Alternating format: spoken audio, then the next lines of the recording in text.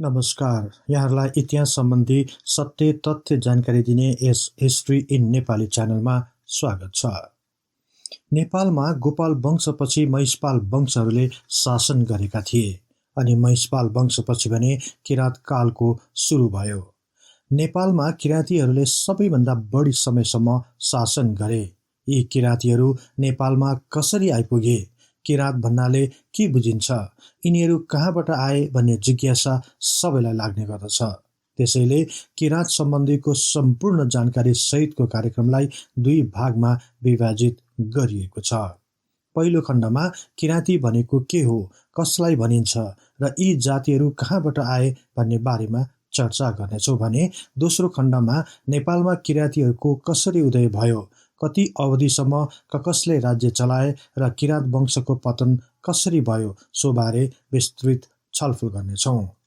आउनुहोस् नेपाल तथा विश्व इतिहासको बारे तथ्य तथा प्रामाणिक जानकारी दिने उद्देश्यका साथ इतिहासका विद्यार्थीहरूद्वारा निर्मित यस कार्यक्रमलाई मन पराई धेरैभन्दा धेरै लाइक, सेयर र सब्सक्राइब गरिदिनु हुन अनुरोध गर्दै म कार्यक्रम प्रस्तोता सार्थक नेपाल यहाँहरूलाई हार्दिक स्वागत गर्दछु।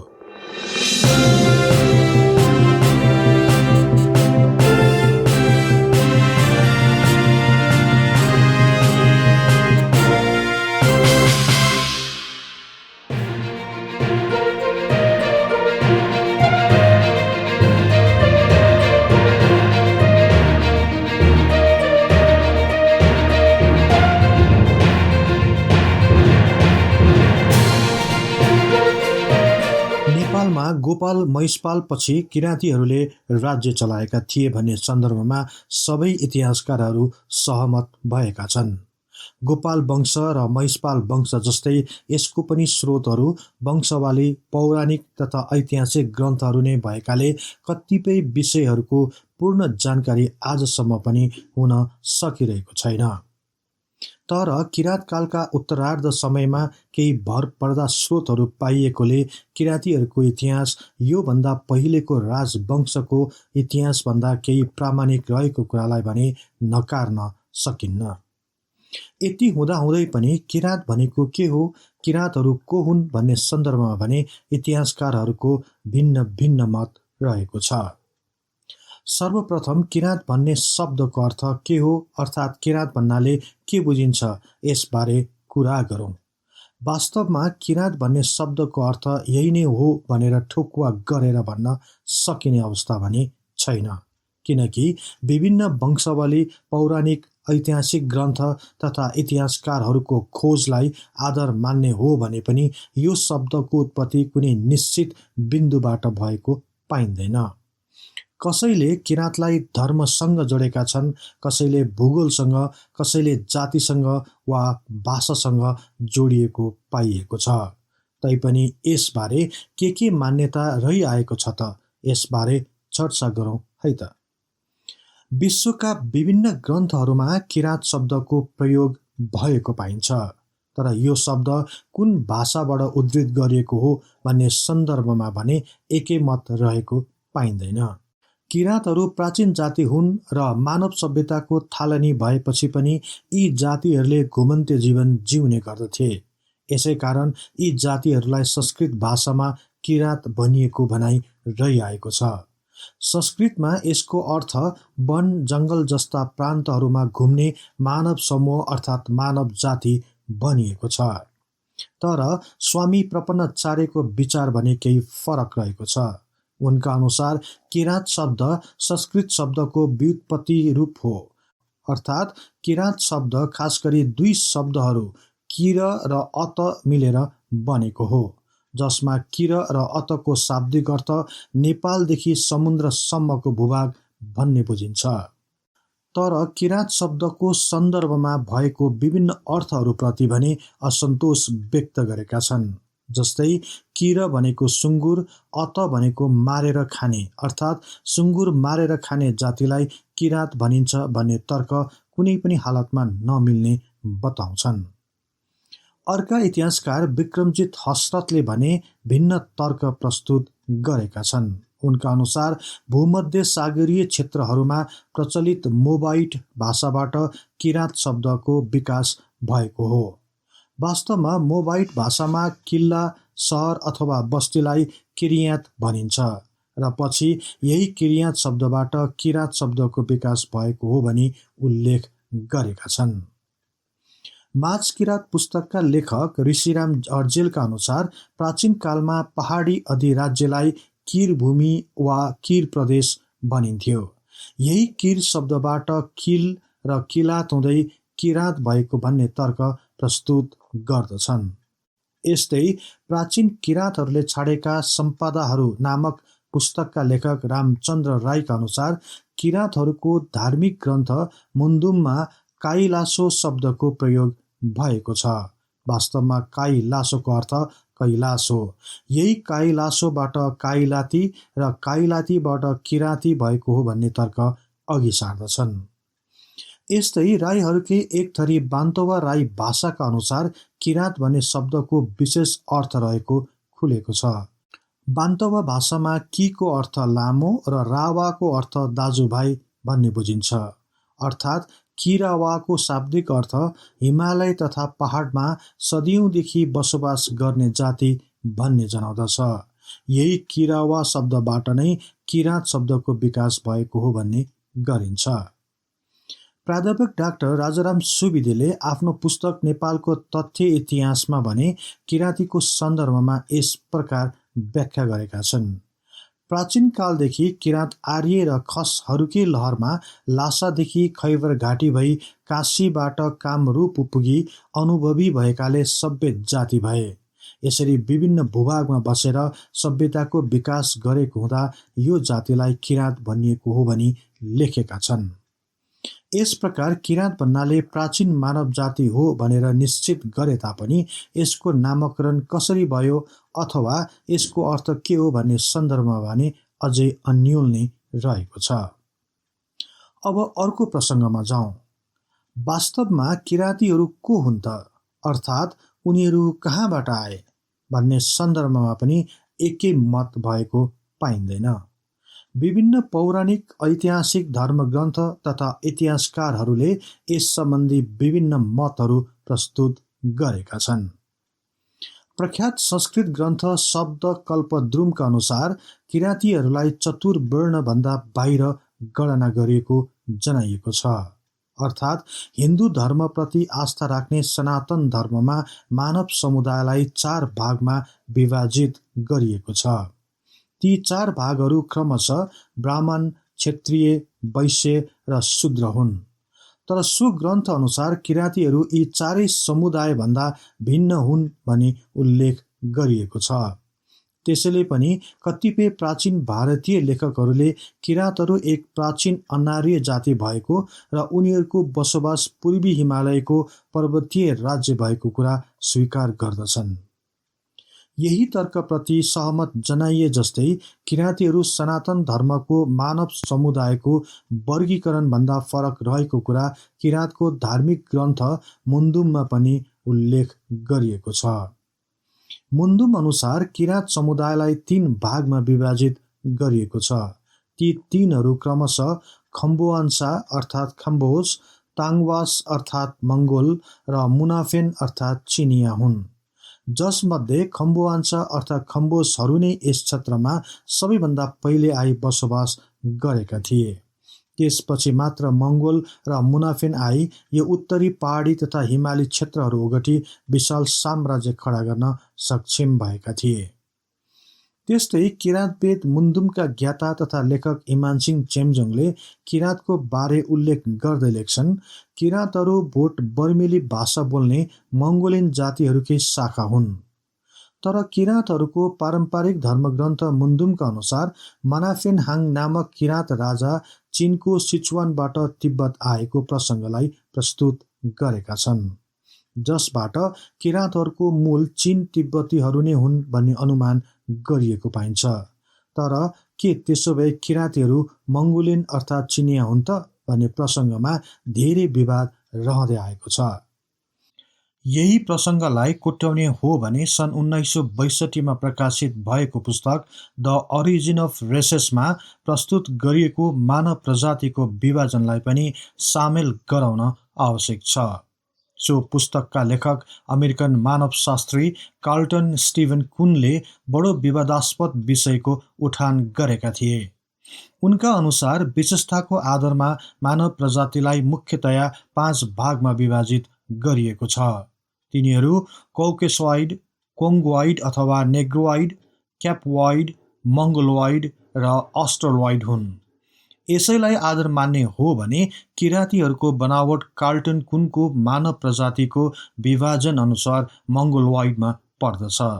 यही भएर पनि हुन सक्छ किराँतीहरू मङ्गोलियन हुन् र मङ्गोलबाट आएका हुन् भन्ने तर्क राख्नेहरू धेरै इतिहासकार तथा लेखकहरू पनि छन्। सन् 1877मा प्रकाशित पुस्तक हिस्ट्री अफ नेपालका लेखक डेनियल राइटले पनि किराँतहरू मङ्गोल वंशकै हुन् भन्ने तर्क अघि सारेका छन्। फ्रान्सका इतिहासकार तथा पूर्वीय भाषा तथा संस्कृतिविद सिल्वा लेवीले रामायणको वर्णनलाई उद्धृत गर्दै किराँतीहरूलाई मङ्गोलियन मूलका चिनिया जातिकै शाखा रहेको विचार व्यक्त गरेका छन्। त्यस्तै भारतीय इतिहासकार तथा लेखक सुनीति कुमार च्याटर्जीले पनि किराँतहरू मङ्गोलियन नै हुन् भनी उल्लेख गरेका छन्। यसका पनि केही आधारहरू रहेका छन् भन्ने तर्कलाई अघि सार्दै मङ्गोल अथवा चिनिया भाषाका शब्दहरू तथा स्थानका नामहरूसँग किराँतीहरूको नाम तथा भाषामा धेरैजसो मिलान हुनु नै प्रमुख कारण रहेको स्पष्ट पार्दछन्। तर यो मतप्रति डाक्टर स्वामी प्रपन्नचार्य सिधै विमति राख्दछन्। उनका अनुसार विभिन्न इतिहासकारहरूले मुख्य धारको इतिहासलाई बङ्ग्याएको आरोप पनि लगाउँछन् र किराँतहरू मङ्गोलियन हुनै नसक्ने तर्क प्रस्तुत गर्दछन्। यसको पछाडि विभिन्न आधारहरू रहेको कुरालाई स्पष्ट पार्दै उनी भन्छन् किराँती र मङ्गोलियनहरू बीचको सामाजिक, सांस्कृतिक तथा परम्परागत रीतिरिवाजहरू तथा इष्ट देवताहरू एक अर्कामा नमिल्नु नै यसका प्रमुख आधार हो। यसरी विभिन्न तर्कहरूले किराँतीहरू को हुन् भन्ने खोजलाई अझै विशाल बनाएको छ। तर पनि किराँतहरू मङ्गोल हुन् कि होइनन् भन्ने प्रश्नको उत्तर भने भविष्यमा हुने अन्य अध्ययन तथा अनुसन्धानले अवश्य टुङ्गो लगाउने नै छ। किराँत सम्बन्धी अर्को महत्त्वपूर्ण सन्दर्भ के हो भने किराँतहरूको उद्गम स्थल कहाँ हो, अर्थात् किराँतीहरू कहाँबाट नेपाल आए, अथवा के किराँतीहरू नेपालकै प्राचीन समुदाय हुन् त भन्ने प्रश्नहरू पनि उत्तिकै टटकारो रहेको छ। यी प्रश्नहरूको उत्तर पनि त्यति सजिलै प्राप्त गर्न सकिँदैन, किनकि यसमा पनि विभिन्न मतान्तर रहिआएको छ। हिन्दू धर्मका विभिन्न पौराणिक ग्रन्थहरू जस्तै महाभारत, अथर्ववेद, यजुर्वेद, विष्णु पुराण, रामायण, भागवत पुराण, कौटिल्यको अर्थशास्त्र आदि अनेकौं प्राचीन ग्रन्थहरूमा किराँतहरूलाई नेपालकै आदिवासीको रूपमा मान्दै यी जातिहरू वीर लडाकु जातिको रूपमा उल्लेख गरेका छन्।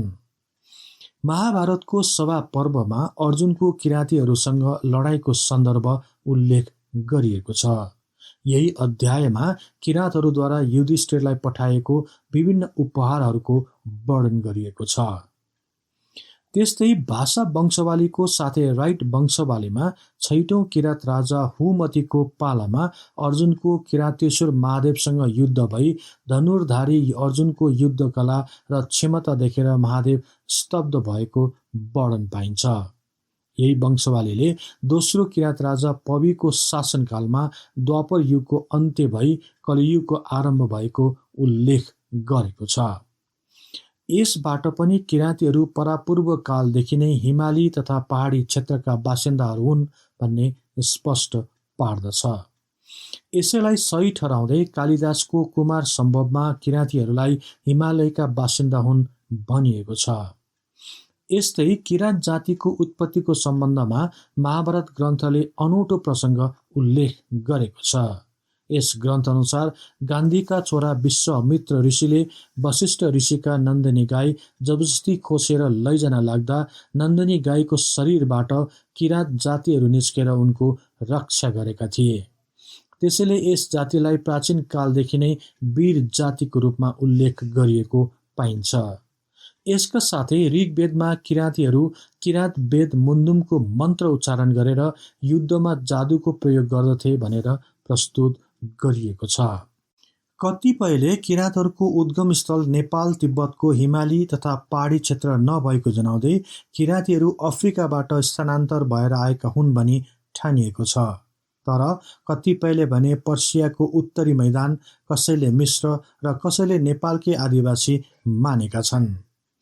सामान्यतया हिन्द चीन वरिपरिका मानव नस्लको आकार प्रकारसँग यिनीहरूको शारीरिक बनावट मिल्ने भएकोले मङ्गोल जनजाति र नेपालका किराँत जातिहरूको उद्गम स्थल एउटै भएको अनुमान गरेका छन्। इतिहासकार इमानसिंह चेम्जोङले किराँत इतिहास र संस्कृति नामक पुस्तकमा सर योन ह्यामिल्टनले प्राचीन इतिहास शीर्षकको लेखमा किराँतहरूको पृष्ठभूमिको बारेमा भने भिन्न मत राखेका छन्। उनका अनुसार किराँतीहरूको प्राचीन बेबिलोन र मेसोपोटामियाको सभ्यतासँग राम्रो सम्बन्ध रहेको जनाएका छन्। जब यी जातिहरूले भूमध्य सागरीय क्षेत्रमा किल्ला तथा सहरहरू बनाई बस्न सुरु गरे, त्यसपछि यी जातिहरूलाई किरियात जाति भनिन थालियो। पछि यी सहरहरूमा हिब्रूहरूले आक्रमण गरी विजय गरेपछि यिनीहरू सो क्षेत्रबाट विस्थापित हुनु पर्यो। यस प्रकार उनीहरू घुमन्ते जीवनका कारण विभिन्न स्थानहरूमा फैलिँदै गए। यही जातिका एउटा शाखा चाहिँ पछि मेसोपोटामियामा अर्थात् असिरियन राष्ट्र, जुन आजभोलि अरब तथा पूर्वीय अफ्रिकाका देशहरू पर्दछन्, त्यहाँ गई बस्न थाले। त्यहाँ बस्दा त्यहीँकै बासिन्दाहरूसँग मिली एक राज्य बनाए। पछि यी जातिहरू भारतीय उपमहाद्वीपका उत्तरी हिमालय तथा पहाडी क्षेत्रमा आई बसोबास गर्न थाले र यही जातिको नाम किरियातबाट अपभ्रंश भई किरात भएको भन्ने भनाइ रहिआएको छ। यस प्रकार किरातहरू भूमध्य सागरीय क्षेत्र तथा मेसोपोटामियाबाट आएको हुन् भनिन्छ। मेसोपोटामियाबाट आउँदा पर्सिया हुँदै आएकोले कतिपयले किरातहरू पर्सियाबाट पनि आएको हुन् भन्ने भनाइ पनि राख्दै आएका छन्। यस प्रकार ह्यामिल्टनले यी पहाडी क्षेत्रमा किराँतीहरू आर्यहरू भन्दा धेरै पहिले नै आएका थिए भन्ने कुरामा जोड दिएका छन्। कतिपय इतिहासकारहरूले भने किराँतीहरूले प्रयोग गर्ने भाषा अर्थात् किराँतीहरूको मातृभाषाको मूल रूप तिब्बती बर्मन भाषा रहेको जनाउँदै किराँतीहरू पनि यही क्षेत्रका हुन् भनी तर्क राख्ने गरेका छन्। यस प्रकार किराँती शब्दको व्याख्या तथा किराँतीहरूको उद्गम स्थलको बारेमा धेरै मान्यता रहि आए तापनि किराँतीहरू प्राचीन जातिका हुन् भन्ने सन्दर्भमा भने दुईमत नरहेको पाइन्छ। यसका साथै बनावटको रूपमा मङ्गोलियनहरूसँग मिले पनि मङ्गोलियनहरू नै किराँतीहरूको पुर्खा नभएको र मङ्गोलियाबाट विस्थापित भई नेपाल पनि नआएको, बरु मङ्गोलिया र किराँतीहरूको पुर्खा र उद्गम स्थल भने एउटै रहेको भन्न सकिन्छ। तर मानव जातिकै सभ्य जातिको रूपमा विकसित भएको किराँती जातिहरूको उद्गम स्थल भने अझै पनि निर्कुल गर्न सकिरहेको छैन। प्रस्तुत भएका विभिन्न ग्रन्थहरू तथा इतिहासकारहरूका तर्कलाई समेट्ने हो भने एउटा कुरामा भने निश्चित हुन सकिन्छ। त्यो के हो भने परापूर्व कालदेखि नै किराँतीहरू नेपालको पहाडी तथा हिमाली क्षेत्रहरूमा बसोबास गर्दै आइरहेको कुरालाई नकार्न सकिन्न। यसकारण तत्कालीन समयमा उपत्यका र वरिपरिको क्षेत्रलाई मात्र नेपाल मानिएको सन्दर्भमा किराँतीहरूलाई नेपालको पुरानो बासिन्दा नमानिएको हुन सक्छ।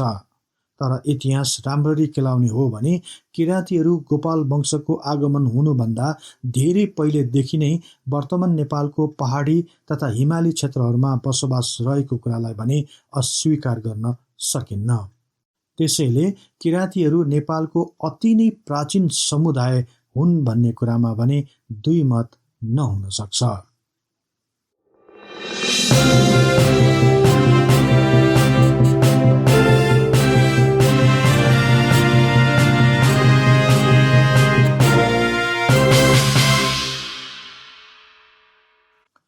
यहाँहरूलाई यो कार्यक्रम कस्तो लाग्यो कृपया कमेन्ट बक्समा लेखी पठाउनुहोला।